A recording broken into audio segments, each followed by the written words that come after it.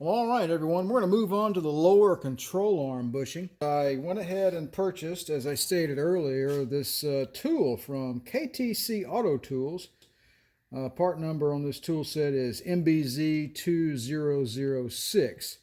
I had a conversation with Gerald out in California at KTC Tools. I called their number on their website and I asked him the question directly. I told him I am doing a front end rebuild, front suspension rebuild on a W126 S-Class Mercedes. I asked the question directly, will this toolkit insert these bushings into this lower control arm? He said he didn't know. He would go off and go ask his partner. He took my phone number down and he said he would call me back, and he did. And he verified that it would in fact do this job. So I am about to put it to the test. We also have, hey, look, I read instructions, believe it or not. This is an excerpt out of the Mercedes service manual, which I downloaded from StarTech. If you don't have the link to that, I'll include it in the video so that you can download your own service manual. Well, I've already got the old bushing out, so I'm going to skip straight to the installation section, obviously. Makes sense, right? Okay. Coat the radial torsion rubber bearing and circumference and mounting bore in control arm with, and I'm not pulling your leg, people, it says slide fluid, okay? Slide fluid. I don't know what that is, but it does say do not use oil or grease. Duh, it's rubber. You're not supposed to use oil or grease. So our slide fluid will be WD-40 silicone, whatever you want to call it. So let's get the pieces, before we lube everything up, let's get the pieces of the tool set out that we need here. One thing to note, when you put this bushing in the end of the control arm, what you want to do is, you see this flat area here, you want to make sure that the flat area, see, it's not absolutely round, it has flats on it. Oh, there we go. It's not absolutely round, it has these flat spots on it.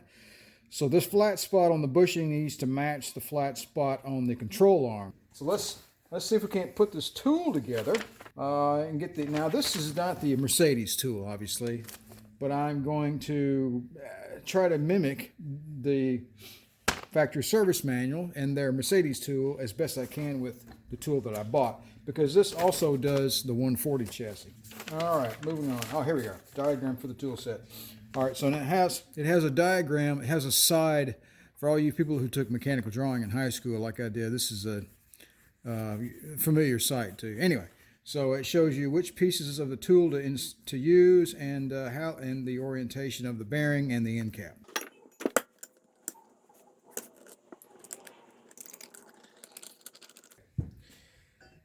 Moving on, we got a couple of cups here, same size. We've got a larger cup, and this one is for the installation process. It has a window in the side. All right, so we have some very basic instructions that came with the toolkit, so I have to look at it as well and compare it against the Mercedes service manual and see what we need. All right, I think I've got it figured out now. We've got our threaded shaft. We're going to use this to press. This fits in nicely. That's a real nice fit. Okay.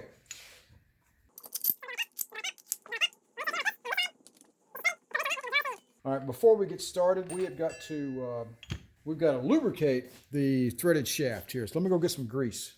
I take that back. I've got some stuff right here.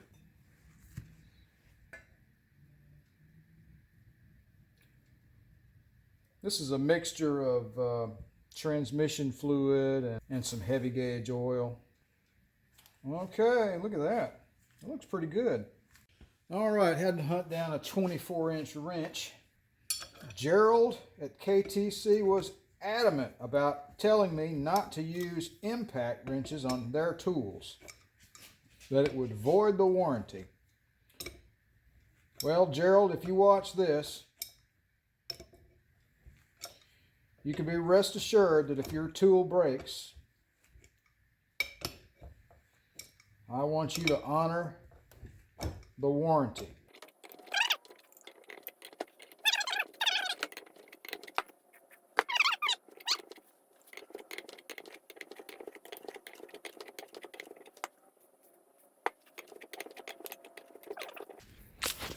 All right, I just want you to see what I'm seeing here, okay?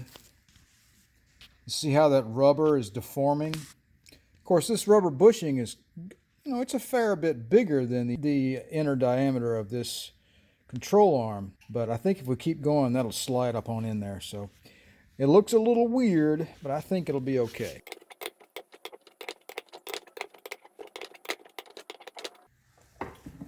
That's really bizarre.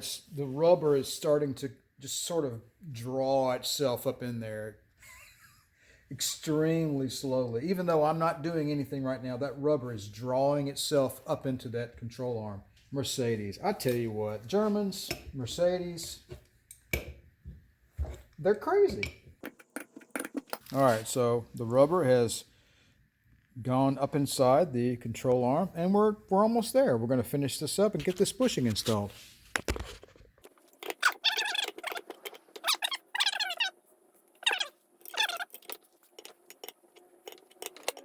Whew, this feels like we bottomed out there.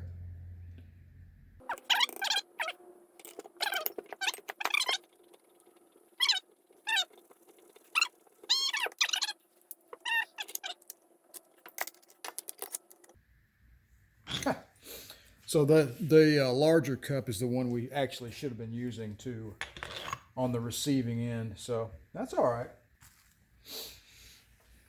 All right, this thing is actually easier to use than the nut. So little lubrication on the back end there. Carry on.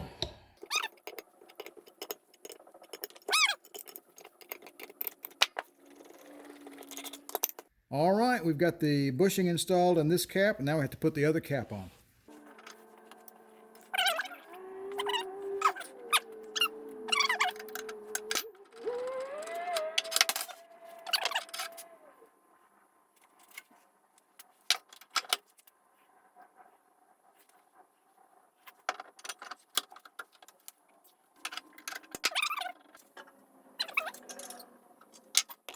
Okay, everyone, I had to finish up the lower control arm bushing installation in my press. Now, it wasn't because the tool was at fault. This is a very good tool that I bought from KTC. Gerald, thank you very much.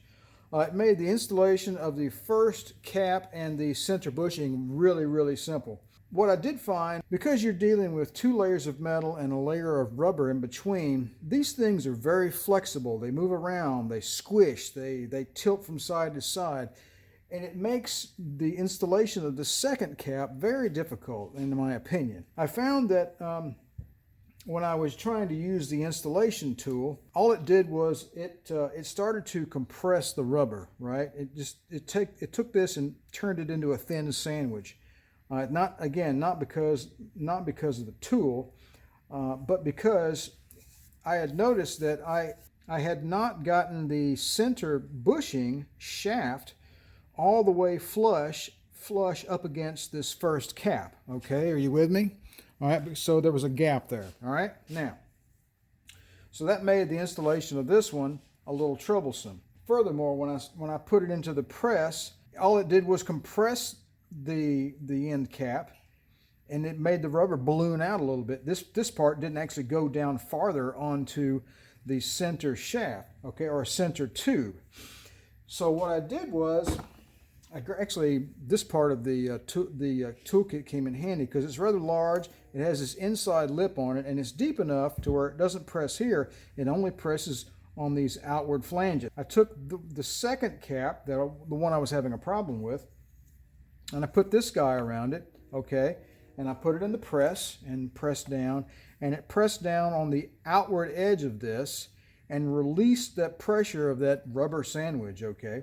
After that, I was able to come back with the center part of the press, okay, and then just press here on this part and finish up the job. My point is, okay, if you have problems with this lower control arm bushing, and a lot of people do, first, I would get this kit. Okay. It says it's for the W140 chassis, but don't believe that. It's for 126 also. It works, okay? So don't worry about that. And then once you get the inside bushing and the end cap on with the tool, okay, and you start to put the second one on, don't be surprised if you don't have to use other means at your disposal to get this thing all the way on there. You know, if it sandwiches a little bit, press on the outside and expand it a little bit.